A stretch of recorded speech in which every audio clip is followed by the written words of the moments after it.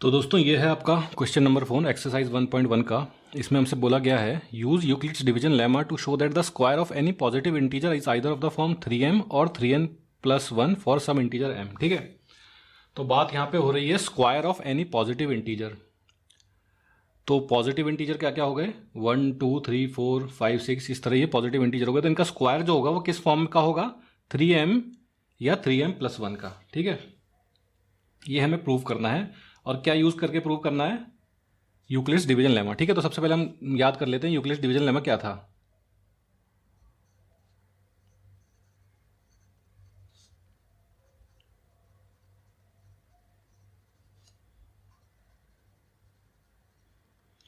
ये था अपना a is equal to b q plus r, जहां पे कि आर की वैल्यू 0 और b के बीच में थी। ठीक है, साथ ही साथ a, b are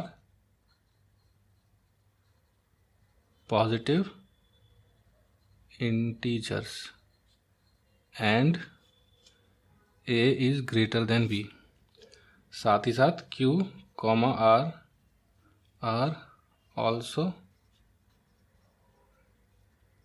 positive integers.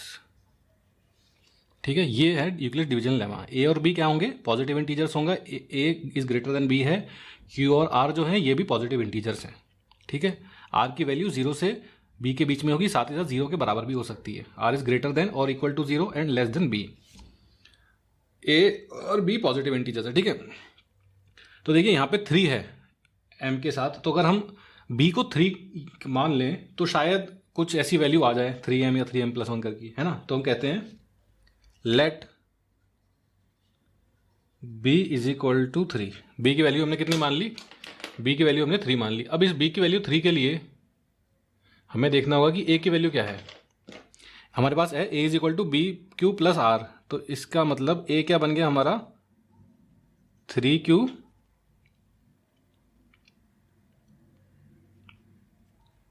Plus are. साथ ही साथ आर की वैल्यू क्या हो गई, देखिए आर की वैल्यू यहाँ बी की जगह मैंने 3 लिख दिया ना, तो इस तरह से ये आ गया। तो अब आर की देखिए क्या क्या वैल्यूज होंगी। आर हमारे पास कैसे है, आर है 0 r3। तो आर एक इंटीजर है और इसकी वैल्यू 0 से 3 के बीच में है। तो 0 से 3 के बीच में कौन कौन से इंटीजर्स होते हैं, 0 1 2 3। अब देखिए r is greater than equal to 0, तो आर इक्वल टू 0 हो गया। तो ग्रेट और 3 से और आर 0 के बीच में कौन कौन से इंटीजर है, 1 हो गया, तो आर की वैल्यू 1 भी हो गई। 2 3 होगी क्या, लेकिन आर लेस देन 3 है तो 3 नहीं होगी, तो आर की वैल्यू होगी 0 1 2। ठीक है, तो आर की 3 वैल्यूज हो गई 0 1 2।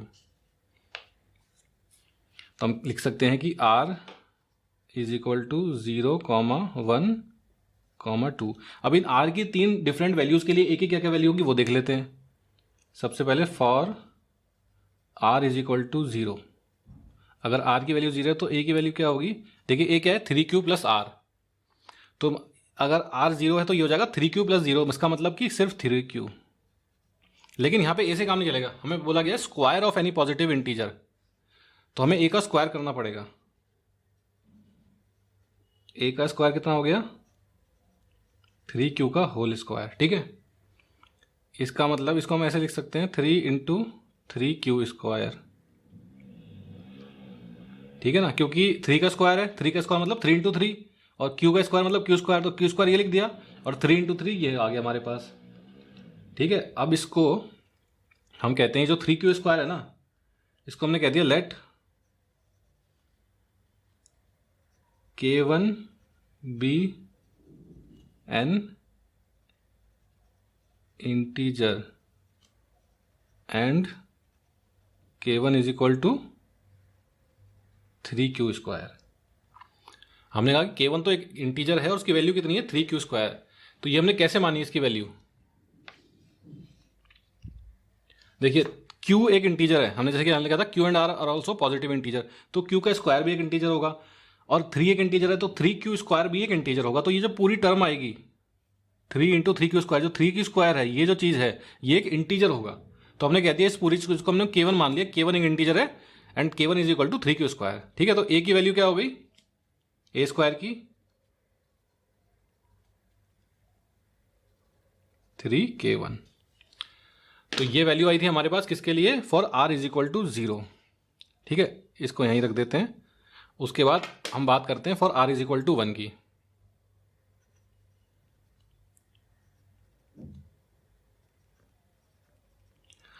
ये कितना हो जाएगा 3Q+1। ठीक है, तो इसका मतलब ए स्क्वायर कितना हो जाएगा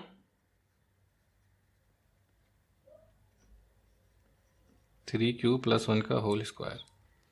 ठीक है, अब देखिए ये क्या बन गया 3Q+1 का होल स्क्वायर। इसका मतलब देखिए 3Q+1 का होल स्क्वायर। आपको कुछ याद आ रहा है, एक आइडेंटिटी आपको याद आ रही है, a+b का होल स्क्वायर क्या होता है, ये होता है a² + 2ab + b²।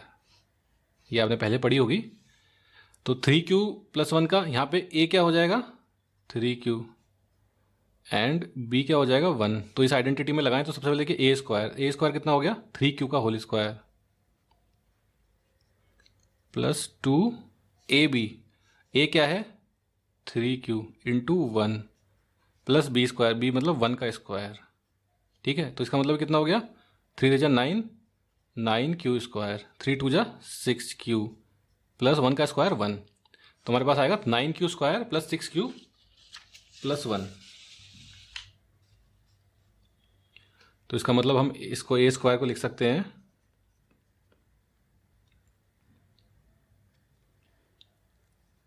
9Q² + 6Q + 1। ठीक है, ये हमारे पास आ गई वैल्यू इसकी a² की for r is equal to 1। ठीक है,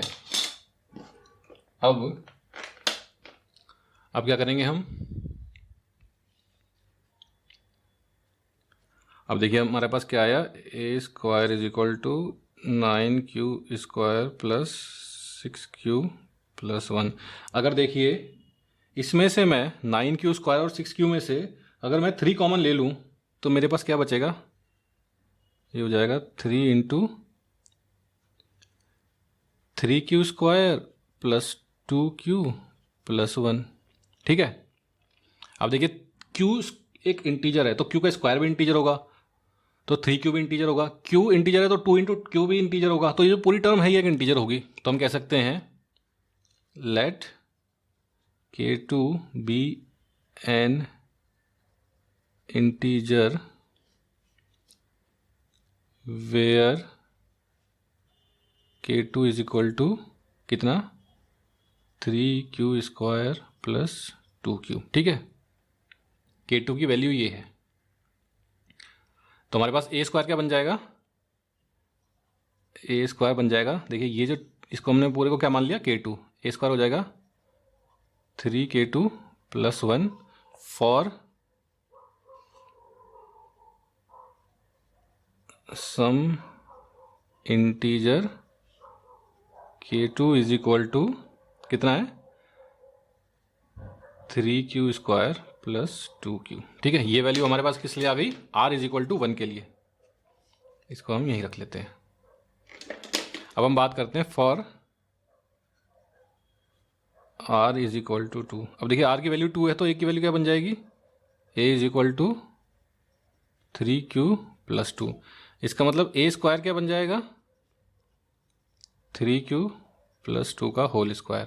अब देखिए 3Q + 2 का होल स्क्वायर का मतलब क्या हो गया, यहाँ कर लेते हैं इसको 3Q + 2 का होल स्क्वायर। आइडेंटिटी लगेगी, आइडेंटिटी क्या है a + b का whole square is equal to a² + 2ab + b²। अब देखिए a क्या है यहाँ पे 3Q का होल स्क्वायर × 2ab × a क्या है 3Q, b क्या है 2 + b² मतलब 2 का होल स्क्वायर। 3 3 जा 9Q² + 3 2 जा देखिए 3 2 जा 6 2 जा 12 12Q। ठीक है, प्लस 2 स्क्वायर मतलब 4। तो हमारे पास क्या आया 9q square plus 12q plus 4। तो इसको हम ऐसे लिख सकते हैं A square is equal to 9q square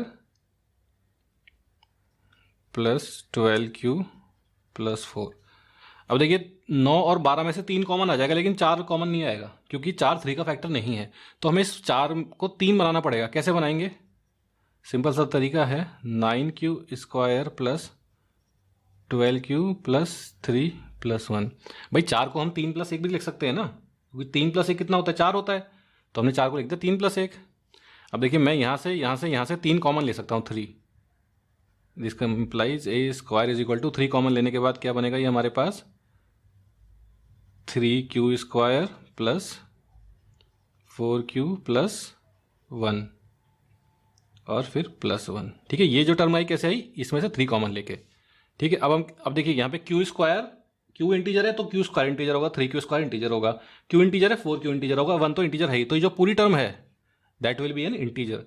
तो हम कहते हैं let k3 be an integer where k3 is equal to 3q square plus 4q plus 1।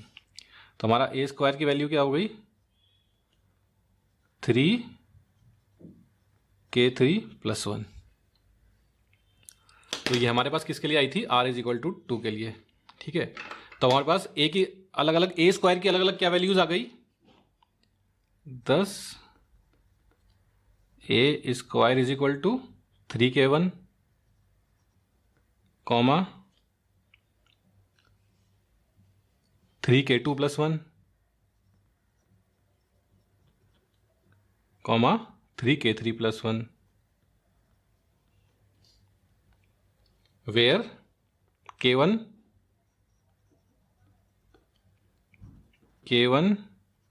Comma k2 comma k3 are integers. ठीक है, तो k1 k2 k3 इंटीजर्स हैं। तो हम इसको ऐसा भी तो लिख सकते हैं ना कि ये सारे इंटीजर्स जो हैं, मान लीजिए ये सारे इंटीजर्स सब इंटीजर्स है, तो इनको हम बोल देते हैं कि m।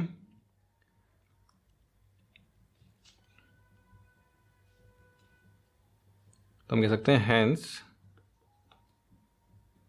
It can be said that a square is equal to 3k1 में मान लीजिए m एक इंटीजर है, 3k2 और 3k3 तो सब इंटीजर ही हैं, तो हम इसको m प्लस 1 लिख सकते हैं वेयर m इज सम